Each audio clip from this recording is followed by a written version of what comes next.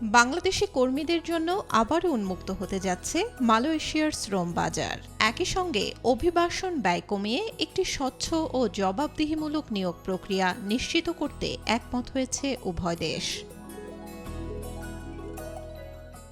দেশটির প্রধানমন্ত্রী আনোয়ার ইব্রাহিমের সঙ্গে বাংলাদেশের প্রবাসী কল্যাণ ও বৈদেশিক কর্মসংস্থান মন্ত্রী আরিফুল হক চৌধুরীর দ্বিপাক্ষিক বৈঠকে এই ইতিবাচক সিদ্ধান্ত নেওয়া হয়েছে।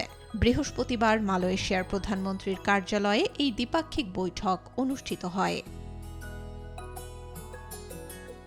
বাংলাদেশে নতুন সরকার দায়িত্ব গ্রহণের পর শ্রম বাজার ইস্যুতে এটি প্রথম উচ্চ পর্যায়ের দ্বিপাক্ষিক সফর।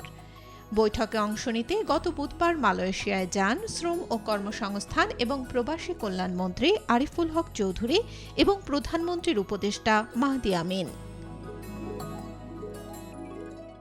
বৈঠকে মালয়েশিয়ার প্রধানমন্ত্রী এবং বাংলাদেশের প্রতিনিধি দলের মধ্যে শ্রমিকদের অধিকার সুরক্ষা নিয়ে বিস্তারিত আলোচনা হয়।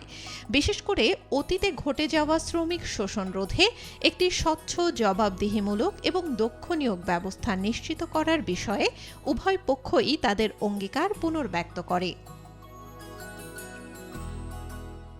নতুন এই প্রক্রিয়ায় সিন্ডিকেটের প্রভাব কমিয়ে প্রকৃত কর্মীরা যেন কম খরচে মালয়েশিয়া যেতে পারেন সেই বিষয়টি গুরুত্ব পেয়েছে।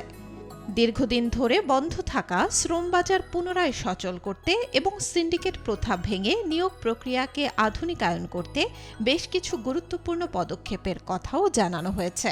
কেবল শ্রম বাজার নয়, দুই দেশের মধ্যে দ্বিপাক্ষিক বাণিজ্য ও বিনিয়োগ বাড়ানোর সম্ভাবনা নিয়েও বৈঠকে আলোচনা হয়। Desk report, B news 24।